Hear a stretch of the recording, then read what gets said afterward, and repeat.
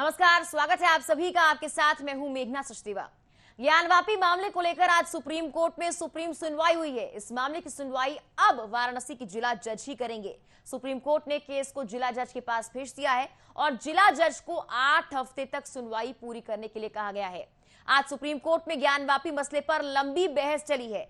हिंदू पक्ष और मुस्लिम पक्ष ने अपनी अपनी दलीलें वहां पर पेश की है। जस्टिस डीवाई चंद्रचूड़ की अध्यक्षता वाली बेंच में ये पेश की गई हैं। इसमें जस्टिस चंद्रचूड़ ने कहा कि जिला जज एक विवेकपूर्ण न्यायिक अधिकारी होते हैं, इसलिए हम उन्हें निर्देश नहीं दे सकते। वहीं सुप्रीम कोर्ट में अगली सुनवाई गर्मी की छुट्टियों के बाद होगी। कोर्ट ने कहा कि वजू की व्यवस्था की जाएगी। इसके साथ ही शिवलिंग का एरिया अब भी सील रहने वाला है। मुस्लिम पक्ष की एक दलील को सुनने के बाद जस्टिस डीवाई चंद्रचूड़ सिंह ने कहा कि किसी स्थान के धार्मिक चरित्र का पता लगाना वर्जित नहीं है। तो आखिरकार आज का इंतजार सबको था और आज ये साफ हो गया है कि अभी 8 हफ्ते 17 मई का जो आदेश ज्ञानवापी मामले को लेकर आया था वही जारी रहने वाला है और 8 हफ्ते के अंदर सुनवाई पूरी करने के लिए कहा गया है। अब मामला जिला जज के हाथ में है और वही इस मामले की सुनवाई करेंगे। सुप्रीम कोर्ट में गर्मियों की छुट्टियों के बाद इस मामले की सुनवाई की जाएगी।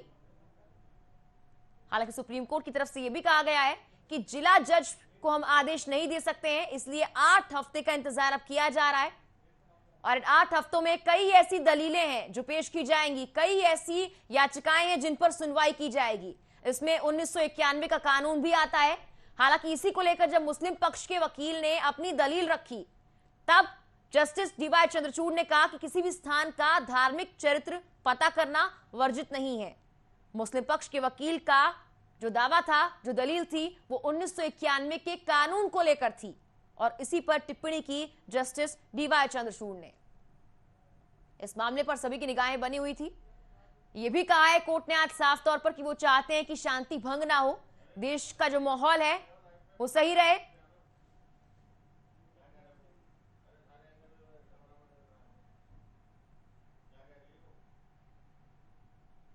ज्ञानवापी मसले पर इलाहाबाद हाई कोर्ट ने भी आपको बता दें कि फिलहाल सुनवाई टाल दी है। जिला जज को यह मामला सौंप दिया गया है। वहीं हिंदू पक्ष ने अपने दावे रखे और हिंदू पक्ष ने यह भी कहा कि हमें भरोसा है जिला जज पर भी। इसी के साथ मुस्लिम पक्ष के वकील ने कई बातें रखी और वजू के लिए भी कहा कि वजू नहीं कराई जा रही है और शिवलिंग वाला एरिया सील है। हालांकि वजू को लेकर कोर्ट ने साफ तौर पर कहा कि डीएम इसकी व्यवस्था अलग जगह करेंगे। उन्होंने यह भी कहा कि जिला जज इस मामले की सुनवाई करेंगे, यानी कि 8 हफ्ते तक 17 मई का जो आदेश है वही रहने वाला है। एक और बहुत महत्वपूर्ण बात यहां पर कोर्ट ने कही है और वो बात यह है कि जो सर्वे रिपोर्ट है वो लीक ना हो, वो किसी के सामने ना जाए, क्योंकि पिछले काफी दिनों में आपने देखा होगा कि इस सुनवाई के दौरान और सर्वे के दौरान कई ऐसी बातें हैं जो सामने आई हैं और उन्हीं बातों को लेकर आज मुस्लिम पक्ष के वकील ने यह भी कहा कि कहानी बनाने के लिए ये बातें लीक की गई हैं। हालांकि जब उन्होंने 1991 के कानून का हवाला दिया और कहा कि किसी भी जगह का धार्मिक चरित्र पता नहीं कर सकते, तब जस्टिस डीवाई चंद्रचूड़ ने कहा कि किसी भी स्थान का धार्मिक चरित्र पता करना वर्जित नहीं है। हालांकि देश में सौहार्द बना रहे, शांति भंग ना हो, इसके लिए उन्होंने कहा कि 8 हफ्ते तक 17 मई का जो आदेश है वो जारी रहने वाला है। शिवलिंग का जो एरिया है जहां पर कहा गया है कि शिवलिंग मिला है वो एरिया सील रहेगा। वहीं पर वजू होती थी, हालांकि अब वजू के लिए वैकल्पिक व्यवस्था की जाएगी, इसका आदेश भी दिया है और यह भी कहा है कि इस मामले में जल्दबाजी नहीं करनी चाहिए। जिला जज को आदेश नहीं दे सकता सुप्रीम कोर्ट।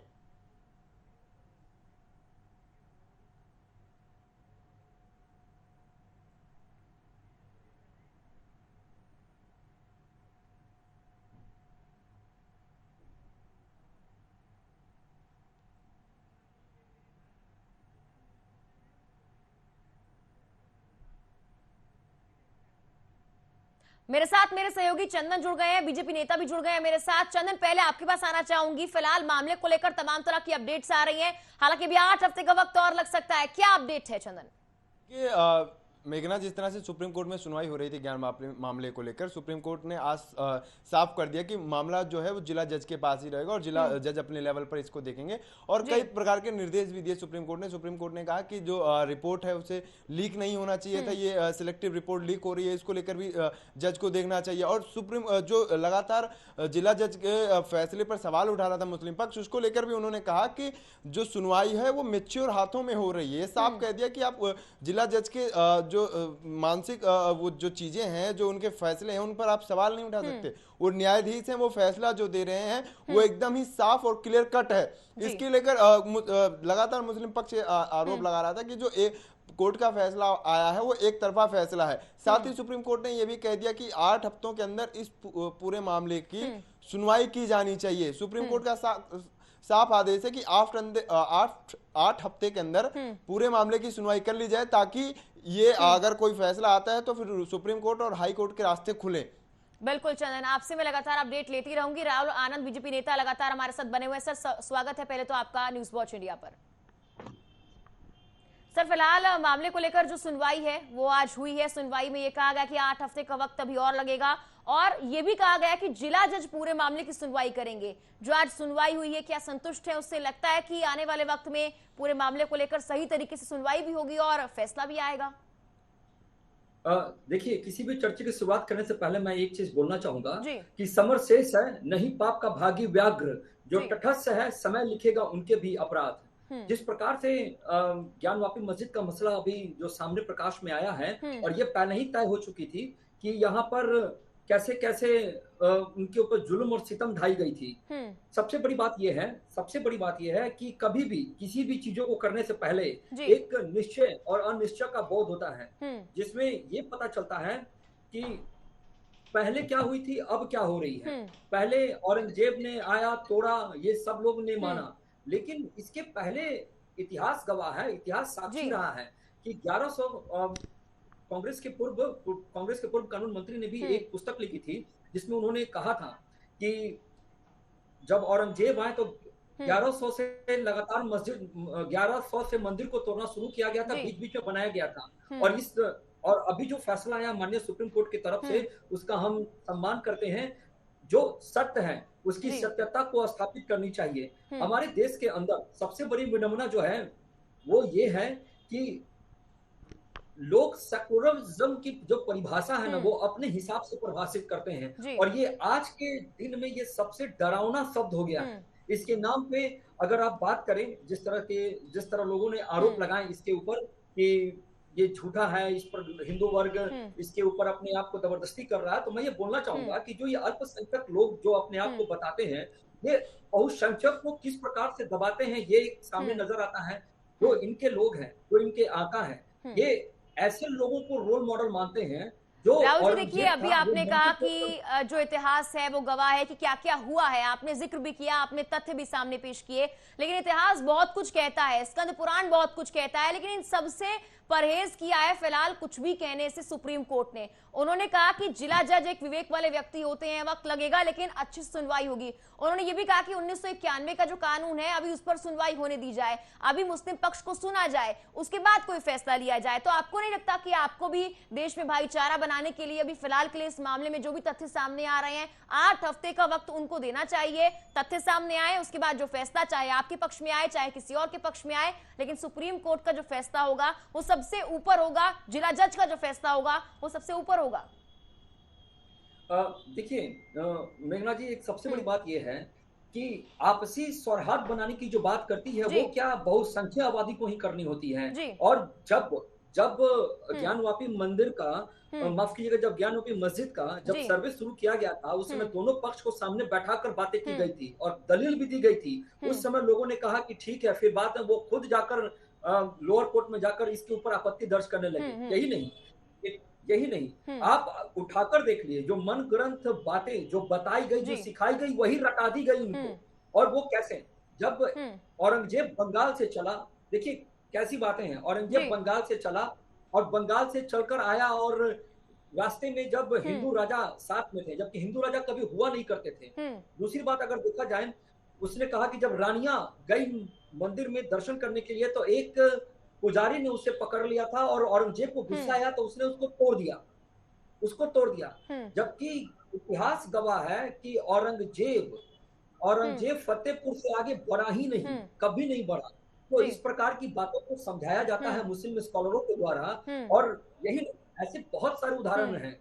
जो मैंने आपको कहा ना कि 90 के दशक में जो घटना घटी थी वो भी एक सेकुलरिज्म की ही चलते हुई थी, और जो बताया गया जो लोग चुप हो गए, वहां पे अमीर vs गरीब की लड़ाई बता दी गई थी। तो इस प्रकार के लोग, ठीक है राहुल जी, अभी आपने कुछ दिन पहले ये भी सुना होगा कि सुप्रीम कोर्ट ने इतिहास की गलतियों को लेकर और वर्तमान की स्थितियों को लेकर टिप्पणी भी की थी। कहा था कि भाई इतिहास की गलतियों से लेकर वर्तमान की जो स्थितियां हैं उनको भंग नहीं करना चाहिए। हालांकि अभी तथ्य सामने आएंगे तो शायद जिस तरह से जस्टिस डी वाई चंद्रचूड़ ने कहा कि किसी भी जगह का धार्मिक चरित्र पता लगाना वर्जित नहीं है, तो वो तो होकर रहेगा फिलहाल। लेकिन मैं चंदन का रुख करूंगी, न्यूज रूम से लगातार मेरे सहयोगी बने हुए हैं। चंदन, देखिए अभी आपने कुछ आप कहना भी चाह रहे थे और आपसे मेरा सवाल ये भी है कि 8 हफ्ते का वक्त मिला है, अभी जो तथ्य सामने आना चाहिए थे वो नहीं आ पाए हैं। आज कहा जा रहा था कि सर्वे रिपोर्ट की तमाम बातें सामने आएंगी, हालांकि अभी दलीलें सामने आई हैं। अभी सर्वे रिपोर्ट को लीक करने से मना किया गया है, क्या कहेंगे चंदन? देखिए मेघना, सबसे पहला मेरा सवाल तो बीजेपी के जो हमारे साथी हैं अनूप आनंद जी, उन्होंने गलती से ही कह दिया, लेकिन वो ज्ञानवापी मंदिर कह गए मस्जिद के बजाय। अभी कोर्ट का फैसला नहीं आया, लेकिन बीजेपी अंदर खाने इसको लेकर क्या सोचती है, वो बीजेपी के नेता जाने अनजाने बयां कर ही देते हैं कि मस्जिद को लेकर उनका स्टैंड क्या है और मंदिर को लेकर स्टैंड क्या है। लेकिन आपने कहा कि सुप्रीम कोर्ट ने जो आदेश दिया, सुप्रीम कोर्ट ने आदेश साफ तौर पर कहा कि 8 हफ्तों के अंदर अगर सुनवाई पूरी कर ली जाए तो ज्यादा बेहतर है, क्योंकि फैसला जितना लंबा चौड़ा चलेगा वक्त उतना ही लगेगा फैसला सुनाने को लेकर।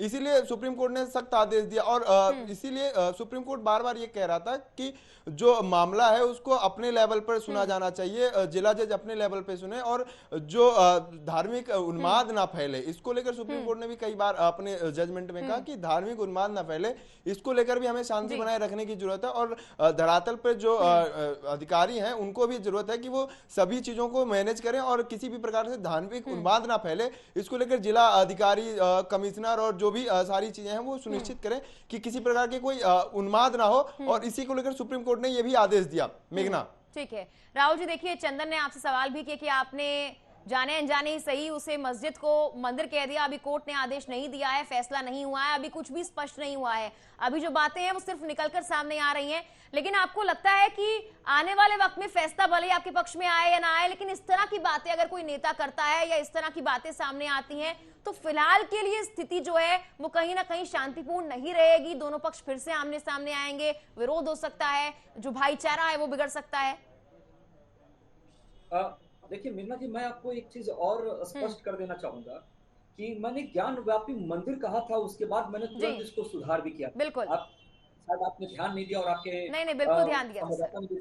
लेकिन मेरा अनुज जी सवाल आपसे ये है कि बीजेपी इसको लेकर क्या सोचती है, बीजेपी के अंदर खाने क्या चलता है इसको लेकर, मंदिर है या मस्जिद है? कुछ तो रणनीतियां तैयार होती होंगी ना, जैसे राम मंदिर को लेकर बीजेपी ने एक बड़ा कैंपेन चलाया था अटल और आडवाणी के नेतृत्व में, उसको लेकर क्या सोचती है बीजेपी? मंदिर और मस्जिद के विवाद में बीजेपी कहाँ खड़ी होती है? हाँ देखिए, मैं अब आपके प्रश्न का उत्तर देता हूँ, बड़ा बढ़िया प्रश्न है आपका।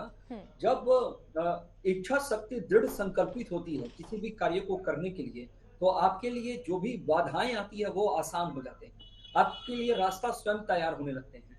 ठीक अगर देखा जाए जिस प्रकार से लोगों ने कहा, मेरे बात पे ध्यान दीजिएगा, कुछ दिन पहले जब 370 और 35 से हटा था, तो उस समय जम्मू कश्मीर के लोग, जो विपक्ष की पार्टियां थी, वो क्या कहती थी कि कोई भी ऐसा व्यक्ति नहीं मिलेगा जो झंडा उठा सके। जी क्या हुआ? हमने शासन तंत्र को कड़ा किया और सबका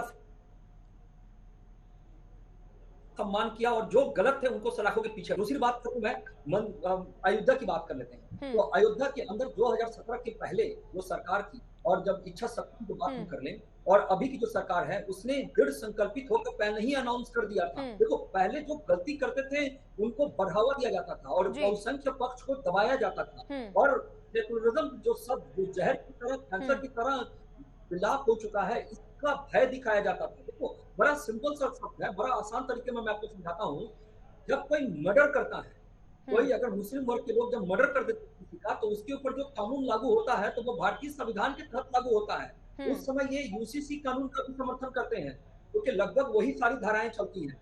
अब दूसरे पक्ष में देखिए, जब इनके ऊपर कोई आरोप तय हो जाते हैं और जब ये सिद्ध हो जाता है, मतलब मुझे लगता है साक्ष्य के आधार की मैं बात कर रहा हूँ कि यहाँ पर मंदिर था, तो ये कहते हैं कि अल्पसंख्यकों को दबाया जा रहा है, अल्पसंख्यकों को डराया जा रहा है, और यही विडंबना हमारे देश के विपक्षों की रह गई है। अगर शासन आज में 2017 से अभी तक योगी जी की शासन है, कितने अल्पसंख्यकों को कष्ट हुआ है, उठाकर देख लीजिए। और धार्मिक उन्माद फैलाने की जो बात होती है, ये महज एक चिंगारी भड़काई जाती है ताकि तुष्टीकरण की राजनीति की जाए। हम अयोध्या भी बनवाया, किसके पे बनवाया? अयोध्या बना कागज के आधार पे। जो कागज राम जी की तरह से पेश की गई थी, उस कागज के आधार पर सुप्रीम कोर्ट ने निर्णय सुनाया। इसी को मैंने सीएए और एनआरसी की बात कही, जब शाहीनबाग में जाके लोगों को बैठा दिया, तो पेपर बोलता है, सबूत बोलता है। अभी भी यहाँ पे आपको मैं पूरा धार्मिक उन्माद की तरफ ले चलता हूँ। गोरखनाथ मंदिर में सबसे ज्यादा दुकानें मुसलमानों की, क्या समस्या हो गई वहां? यही नहीं, आपको मैं बता दूं, काशी मंदिर जहाँ स्थापित है, वहां पे मैक्सिमम जो दुकानें हैं वो मुस्लिम है। क्या हो गया? देखो, ये लोग तुष्टीकरण काम करते हैं हमारे देश के अंदर। ठीक है राहुल जी, फिलहाल आपने यहाँ पर दो बातें कही हैं। दोनों बातों में आपने ये भी कहा है कि एक तरफ तो अल्पसंख्यक अपने आप को प्रताड़ित बताता है कि भाई हमारे साथ बुरा हो रहा है, जबकि आप कह रहे हैं कि ऐसा नहीं हो रहा, और दूसरी ओर आप आरोप भी लगाते हैं कि वो बाकी लोगों को दबाने की कोशिश कर रहे हैं। ये दो बातें क्यों आप कह रहे हैं? या तो वो प्रताड़ित हैं या वो दबाने की कोशिश कर रहे हैं। देखिए, ये दोनों शब्द अपने चयन के ऊपर निर्भर करता है। पहला ये, मैंने प्रताड़ित इसलिए बताया कि उनको लगता है कि मेरे से मस्जिद छीनकर लोगों ने मुझे दबा दिया, जबकि स्थान किसका था, ये प्रश्न यहाँ प्रताड़ित अपने आप को बताते हैं। दूसरा मैं बता दूं, यह वक्फ बोर्ड के बारे में आप सुने होंगे। यह वक्फ बोर्ड, तो दिन पहले सर्वे आई थी कि जब देश आजाद हुआ था तो 1947 की मैं बात करता हूँ, दिल्ली के अंदर एक ऐसा परिवार है, हिंदू परिवार है, जिसको उस समय की सरकार ने एक घर अलॉट किया था। वो गुंबद टाइप का घर था, सरकार ने अलॉट किया था रहने के लिए। आज तक वो नहीं जा पाया उस घर में। सिया वक्फ बोर्ड हर जगह अपनी बोर्ड लगा देता है कि सिया वक्फ बोर्ड का ये प्रॉपर्टी है।